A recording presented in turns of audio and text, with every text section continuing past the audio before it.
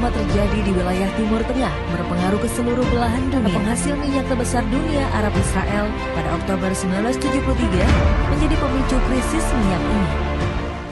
Salam Krisma, Om Swastiastu. Assalamualaikum warahmatullahi wabarakatuh. Salam sejahtera untuk kita semua. Shalom, nama budaya. Kami dari kelompok 5. Baik, pada kesempatan hari ini kami akan membawakan materi bahan bakar alternatif mengganti minyak bumi, yakni bioetanol. Check it out. Halo semuanya, perkenalkan nama aku Surya, absen 7 dari kelas 11 MIPA 1. Hai, perkenalkan, nama aku Adi.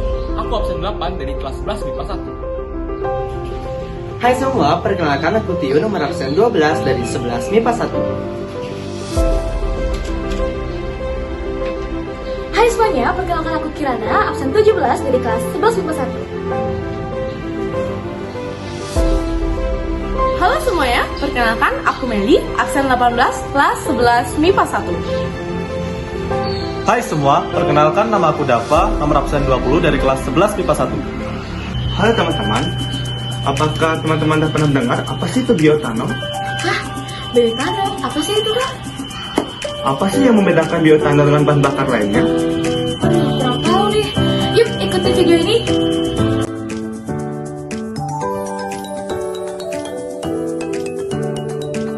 Bioetanol adalah etanol atau alkohol yang diperoleh dari fermentasi bahan-bahan yang mengandung gula. Bioetanol dapat diperoleh dari hasil fermentasi bahan-bahan yang mengandung gula oleh ragi atau yeast Saccharomyces cerevisiae. Kir, kamu tahu nggak sih rumus kimia dari bioetanol? Waduh, kalau masalah rumus sih bukan jagoanku sih. Emang kayak gimana sih rumus dari bioetanol? Nah, rumus kimia dari bioetanol seperti ini.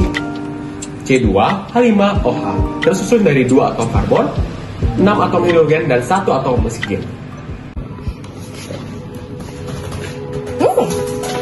Guys. Ya? Sekarang kita udah tahu apa itu bioetanol. Tapi ada yang tahu nggak siapa penemu bioetanol? Nggak tahu. Atau sejarahnya? Ada apa ini rame-rame? Ya, Surya baru datang. Dari mana aja lu, Sur? Tadi terjebak macet aku di belakang. Apa alasan aja kamu? Gini. Jadi kita itu udah dari tadi bahas tentang bioetanol. Tapi kita semua nggak tahu tentang sejarah bioetanol. Kamu tahu nggak? Kalian pasti kepo ya tentang bioetanol. Iya. Gimana ya? tuh? Yuk simak penjelasan berikut ini. Sejarah bioetanol. Pada awalnya, saat tahun 1840, etanol menjadi bahan bakar lampu di Amerika Serikat. Selanjutnya, pada tahun 1880-an, Henry Ford, seorang pendiri Ford Motor Company, membuat mobil quadricycle, dan saat tahun 1908, mobil Ford Model T telah dapat menggunakan bioetanol sebagai bahan bakarnya. Namun, pada tahun 1920-an, bahan bakar dari petroleum yang harganya lebih murah menjadi dominan, menyebabkan etanol kurang mendapat perhatian. Pada tahun 1982, seorang ilmuwan Inggris, Michael Faraday, membuat etanol dengan menggunakan hidrasi katalis asam pada etilen yang digunakan pada proses produksi etanol sintesis hingga saat ini. Nah teman-teman, perlu kalian ketahui bahwa perbedaan dari bioetanol, biogas, biodiesel, dan biofuel apa sih? Perbedaan bioetanol dengan bahan bakar alternatif lainnya seperti biodiesel, biofuel, dan biogas. Jadi, bioetanol merupakan cairan hasil proses fermentasi gula dari sumber karbohidrat jenis selulosa menggunakan bantuan mikroba.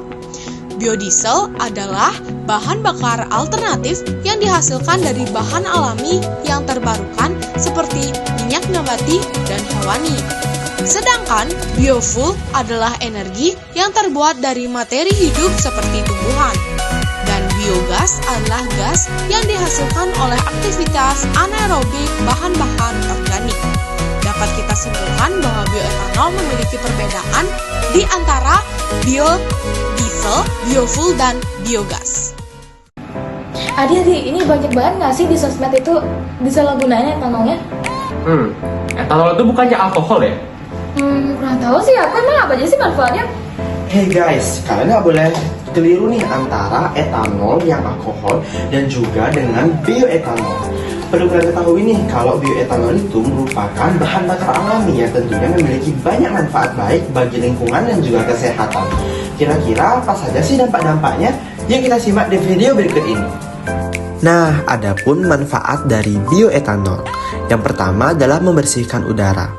Penggunaan bioetanol dapat mengurangi emisi seperti CO2 atau karbon dioksida, CO atau karbon monoksida, CH atau hidrokarbon, PM10 atau partikel udara yang berukuran lebih kecil dari 10 mikron, NOx dan SOx.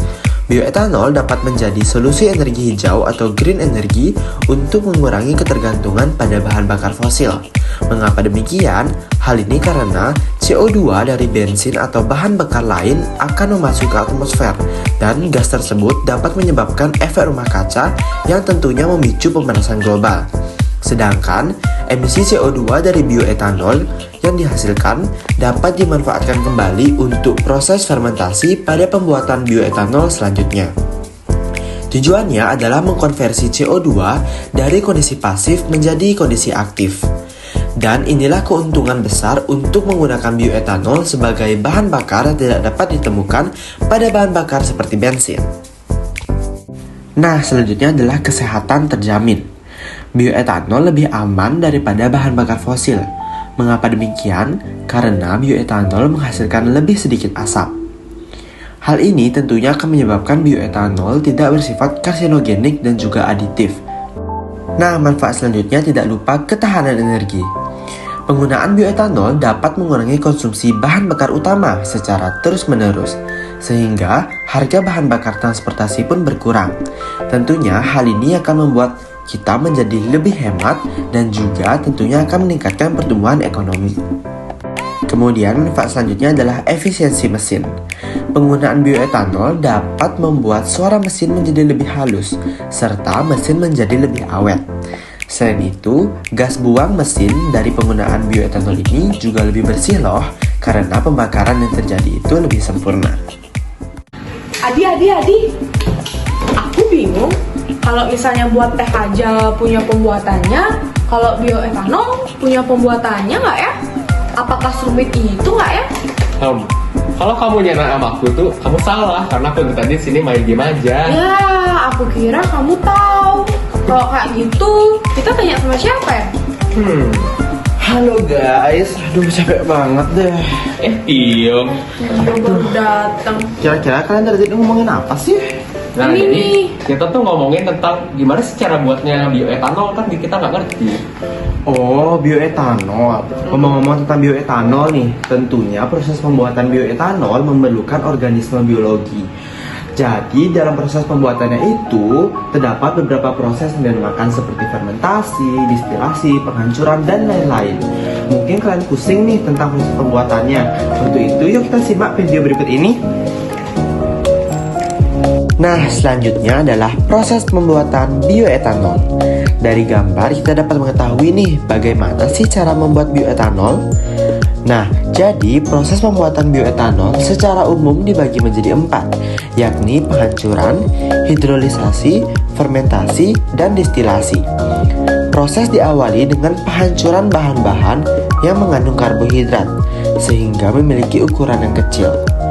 Karbohidrat yang berupa lignin, selulosa, dan hemiselulosa kemudian dihidrolisis dengan bantuan enzim yang dihasilkan oleh jamur dan juga bakteri, sehingga menghasilkan senyawa gula pentosa dan glukosa. Selanjutnya, gula tersebut kemudian difermentasi oleh kultur bakteri dan jamur, misalnya Saccharomyces cerevisiae, sehingga menghasilkan etanol dan senyawa lainnya. Agar diperoleh etanol murni, selanjutnya dilakukan proses penyulingan atau distilasi, sehingga didapatkanlah bioetanol. Nah, di buku nggak disebutin nih kalau misalnya ada bahan-bahan pembuat bioetanol. Kira-kira Adi tahu nggak sih bahan-bahan pembuat etanol itu apa aja? Nah, pas banget, aku sekarang cari. Nah, jadi contoh-contoh bahan yang bisa digunakan sebagai bioetanol yaitu kulit nanas, ampas tebu, jagung, dan ubi. Kenapa bahan tersebut? Jadi, karena bahan tersebut mengandung karbohidrat dan juga glukosa yang berguna sebagai pembuatan bioetanol. Kira-kira ada nggak sih penelitian bioetanol tentang buah-buahan dan apakah ada penelitian bioetanol lainnya? Sur, ada apa nih? Kali ini tentang penelitian bioetanol. Oh, aku pernah baca di suatu penelitian tentang bioetanol dari kulit nanas. Kira-kira seperti apa ya? Yuk simak bagian berikut ini. Berdasarkan salah satu penelitian yakni dari Setiawati dan Nani pada tahun 2017, tujuan dari penelitian tersebut adalah untuk lebih meningkatkan potensi limbah kulit nanas sebagai bahan baku bioetanol dengan penambahan Saccharomyces cerevisiae dan waktu fermentasi terhadap bioetanol yang dihasilkan. Proses pembuatan bioetanol diawali dengan menganalisis kadar glukosa dari sari kulit nanas, kemudian ditambahkan air 1:2 dan disterilisasi. Proses fermentasi dikerjakan pada suhu 25-30 derajat Celcius, pH 4-5 dan ditambah urea. Selanjutnya, dilakukan proses distilasi pada suhu 78 derajat Celcius dan dianalisis kadar bioetanol yang diperoleh. Hasil penelitian menunjukkan bahwa penambahan yeast Saccharomyces cerevisiae dan waktu fermentasi berpengaruh terhadap kualitas bioetanol yang dihasilkan dari kulit buah nanas. Kadar bioetanol tertinggi diperoleh pada penambahan Saccharomyces cerevisiae sebanyak 30 gram dan waktu fermentasi selama 10 hari sebesar 3,965%. Oke, sekarang aku mau ngejelasin tentang produksi bioetanol di skala internasional. Seperti yang kalian lihat pada tabel ini, terdapat 10 negara terbesar yang dapat memproduksi bioetanol. Yang pertama adalah Amerika Serikat. Amerika Serikat dapat memproduksi sekitar 13.230.000 ton pada tahun 2010. Sedangkan posisi terendah diduduki oleh Australia dengan produksi per tahunnya adalah 26.400 juta ton di tahun 2007 dan 2008. Kira-kira gimana ya produksi bioetanol di Pulau Bali? Atau mungkin jangan di Pulau Bali deh, di Indonesia kayak gimana ya? Nah, jadi aku bisa jawab pertanyaan dari Tio. Jadi, produksi bioetanol di Indonesia bisa dikatakan miris. Kenapa miris? Karena Indonesia hanya bisa memproduksi 50% dari kapasitas di Indonesia, yaitu 63.371 ton per tahunnya. Nah, jadi teman-teman, dari materi-materi sebelumnya, teman-teman pada tahu kan, bioetanol itu termasuk dari bahan alami. Nah, produk bioetanol ini, apabila memenuhi standar, dapat dikatakan tidak memiliki efek samping atau tidak memiliki efek negatif.